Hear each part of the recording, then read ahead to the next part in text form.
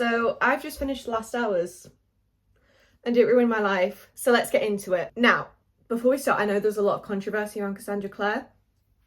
We'll get into that. But for me, Shadowhunters was the first story that got me into reading. So I watched the film with my sister like long before I knew about the books or the TV show. Watched the film with my sister. I was like, yeah, this is fun. Never really went back to it. And then the TV show came out on Netflix and I didn't realize it was the same thing. I just watched it. And I watched the first series of the TV show and I was like, okay, this is amazing. I love this. I now need to read the books. So I read The Mortal Instruments and then finished watching the TV show as it was coming out. So for me, Shadowhunters is very close to my heart. I love it. I've read every single book. Cassandra Clare writes like there's no tomorrow. How do you write like you're running out of time? Write day and night like you're running out of time. I think there's like 100 books now. I don't know, but I think I'm up to date with them all. I can't keep track, Cassandra Clare, please. But yeah, and I know a lot of people don't like the TV show because it changed the book so much. But for me, I think that's where the movie failed, because I think the TV show became so unpredictable because you didn't know what was going to happen because it was so different from the books. And I actually really enjoyed that. I don't always love that. I don't always love when, you know, film or TV change the storyline of a book. But for me, I feel like it really worked for the show and I did really enjoy that. That might be a controversial opinion, but we'll see. So yeah, as I say, Shadowhunters is very close to my heart. It's the first storyline that got me into reading and now I can't stop. But yeah, as I said, I know there's a lot of controversy around Cassandra Clare. I can't figure out what's gone on because no one seems to know. I've researched it. People are saying she plagiarized her work, and then people are saying no, that plagiarism happened when she was writing fan fiction, so that doesn't matter. Like, everyone who writes fan fiction plagiarizes. And then some people are saying no, it's been disproven that she plagiarized at all. So I don't know who to believe. I don't know what side to be on. Can I not just enjoy the stories? But yeah, I have all of the Shadowhunter books. I think my books are so beautiful. I love them. Just look at this. So yeah, so I've finished reading The Last Hours. Let's just get into it. Okay, Chain of Gold. We like her. Look how skinny she is in comparison to this beast of a book. Girl.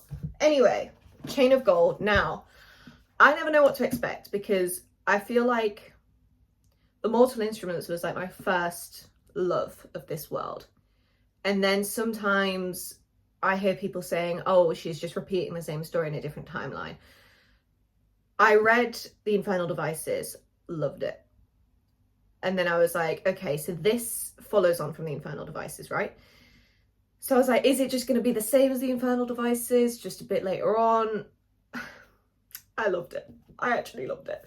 It changed my life. So we know that any Shadowhunter book will likely have a love triangle in it, or like a forbidden love, or like an impossible love. With Mortal Instruments, we had Jace, Clary, and Simon in like a love triangle. With the Dark I don't know how to say that word. The Dark Artifices? Emma and Julian were parabatai, so they couldn't be together. With the Infernal Devices, we had the love triangle of Jem, Will, and Tessa. So with this, we sort of have like the love triangle trope and also like the impossible love trope, because it starts out with Cordelia and James and Grace seeming to be the love triangle. And then that sort of becomes an impossible love because James is in love with Grace, so you know that Cordelia and James will probably never happen. And then obviously later on, the love triangle twists into Cordelia, James, and Matthew. We'll get into that though, trust me. But I always feel like Cassie makes us do emotional overtime over here, okay? Because whenever there's a love triangle, you kind of want them to all work out. Like when it was Tessa, Will, and Jem, I couldn't decide. It's not a Team Edward, Team Jacob situation. It is just I want her to end up with both. Can we not have a throuple? Cassie, I beg, in the next books, right? Because I think there's another trilogy coming out, like the last one. Can we just have a throuple? I don't know if my heart can take this anymore, okay? The book starts with Cordelia arriving in London. Cordelia and her family. And we realise that she and Lucy are best friends. They're about to become parabatai. But Cordelia also wants to save their family because her father has been arrested for what she believes is the wrong thing. We later find out he was a drunk, he was a bad man.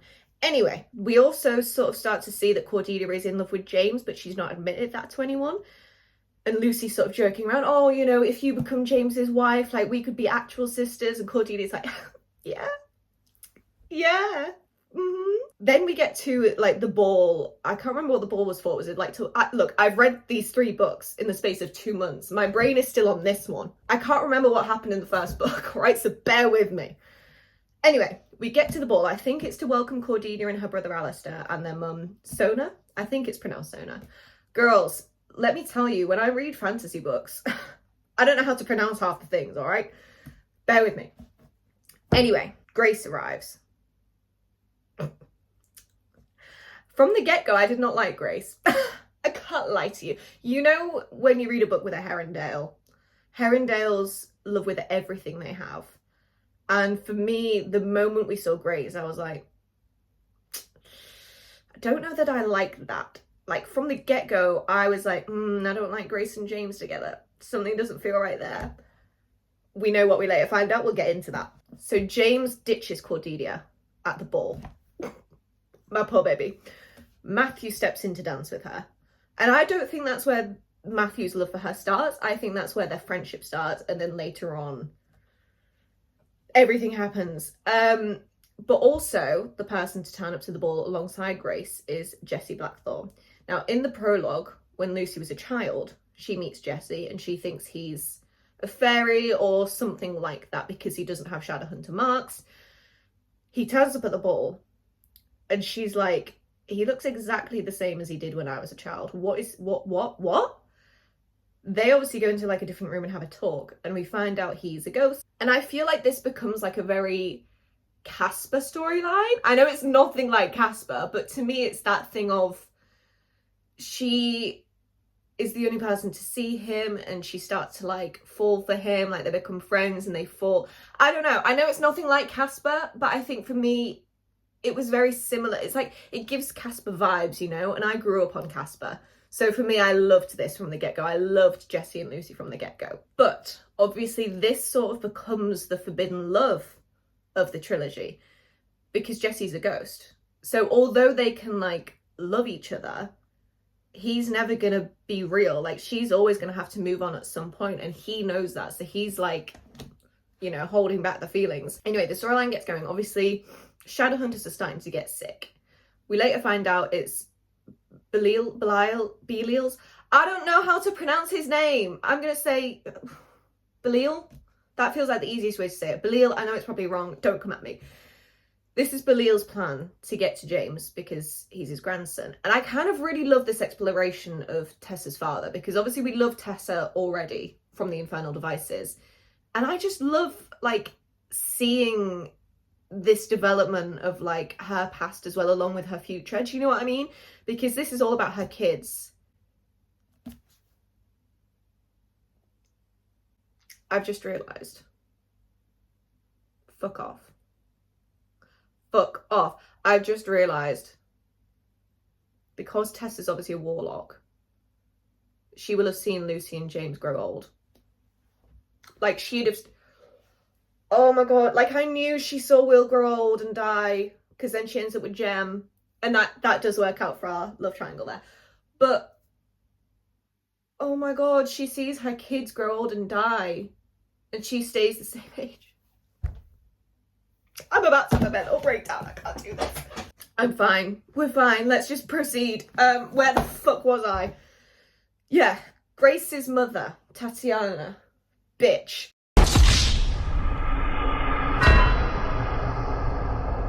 She's starting to... That was a bit aggressive. It was deserved.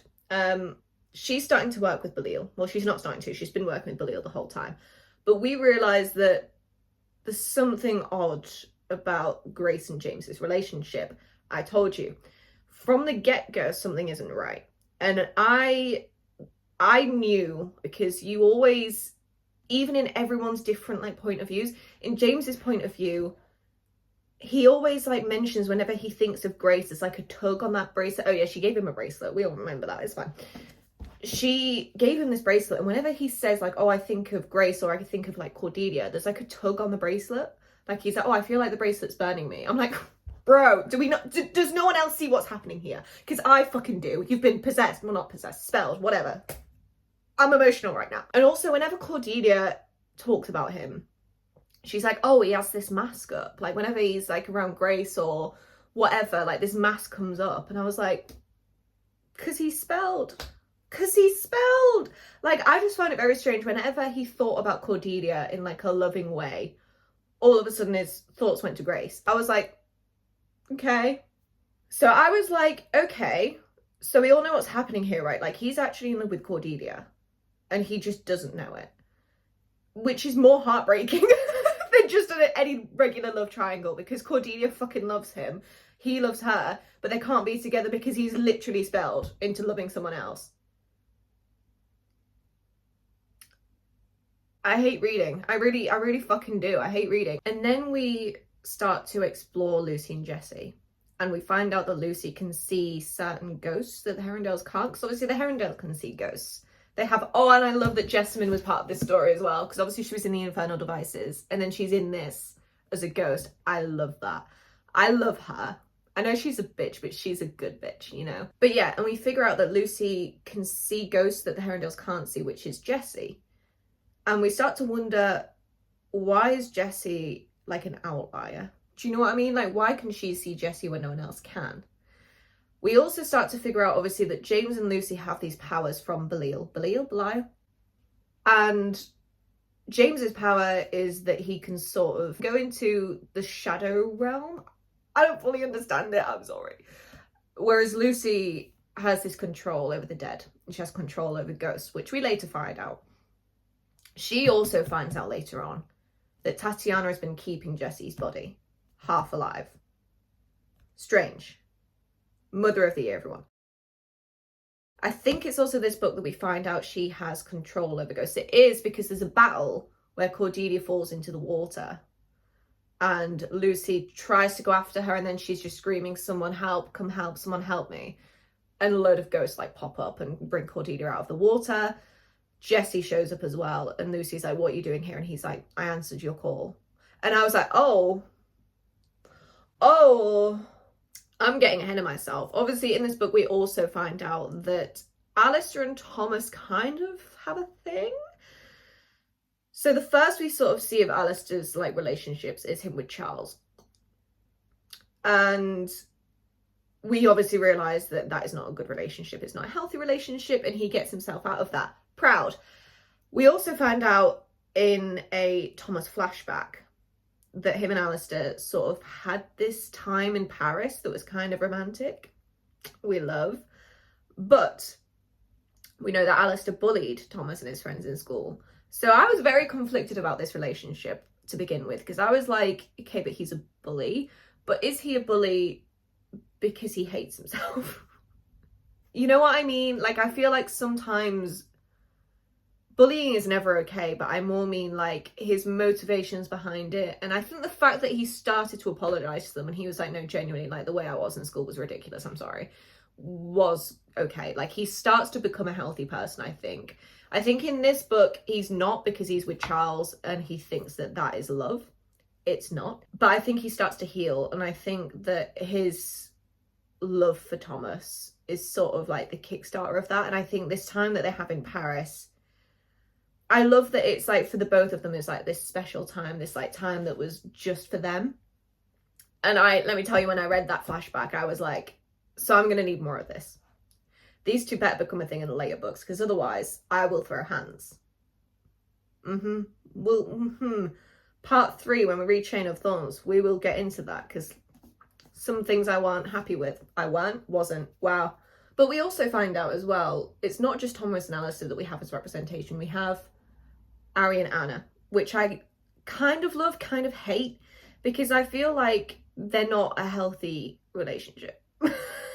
Which we will get into in later books, but I feel like in this one we obviously find out that there is something there, because Ari gets sick from whatever it is Belial's doing, and Anna visits her and she's like, I'm so sorry that Charles broke off your engagement, like you shouldn't find out this way, and if you can hear me, like, I'm so sorry. And you're kind of like, okay, so something has happened between them, or like Anna is just in love with Ari and hasn't told anyone. Also, that was fucking crazy when Grace took the bracelet off of James and went after Charles straight away. Girl. She like came to James and she's like, so I'm engaged to someone else. And James is like, Oh yeah, that happens. So Grace takes the bracelet off James and he finally like becomes himself again. And he starts to have these moments with Cordelia. Him and Cordelia are like falling, you know? And Cordelia's like, oh my God, okay, so I think that we're actually getting somewhere. Also, doesn't James like die at one point? I cannot remember what happened in this book. I should have done reviews like straight after reading one of the books, but I didn't decide to do this until I finished the third book and I was like, I need to discuss this. James dies at one point and Lucy uses Jesse's last breath to bring him back. Tatiana was not happy about that. Believe you me. And then I think it's at that point that Lucy decides she is going to bring Jesse back from the dead. She's not going to go down the necromancy route because she's a good girl. But she is going to find a way to bring Jesse back because she knows that his body is like semi-alive somewhere. But yeah, so I was loving that this bracelet was off. And I genuinely fucking thought that in this trilogy, the bracelet came off in the first book, because why wouldn't you? So him and Cordelia start to have these moments. And then Grace gets the bracelet back onto James. And she says to him, look, my mum, because I think at this point they've defeated Belial and Tatiana. And she's like, look, my mum has this automaton in the house that's possessed by a demon and she plans to use it to kill all Shadowhunters. You need to fix this. And James is like, okay. He's like blinded by this stupid bracelet love. And he's like, yeah, sure, whatever. So he goes to the Blackthorn house and he burns it down. My man.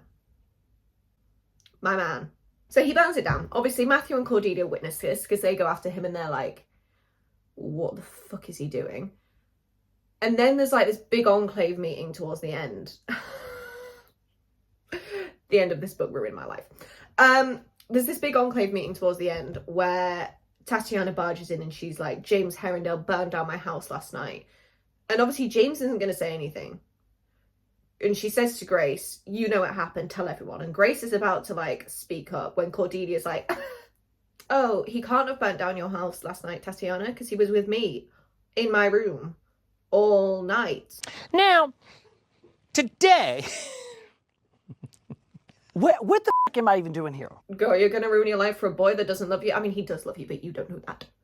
Because obviously in this time period, if you have sex with someone before marriage, your life is ruined. And she risked ruining her entire life for someone that, as far as she's concerned, does not love her back. My girl is dedicated. Anyway, James is then like, whoa, we need to have a chat about this. And yeah, he takes her into another room. And he's like, you can't ruin your life for me. She's like, well, it's done. And he's like, okay, so marry me. What do you mean? What do you mean? What do you mean? So yeah, the two of them agree to a year-long marriage. Because as far as Cordelia is concerned, she loves James and James doesn't love her back. As far as James is concerned, Cordelia is just a friend. She doesn't love him.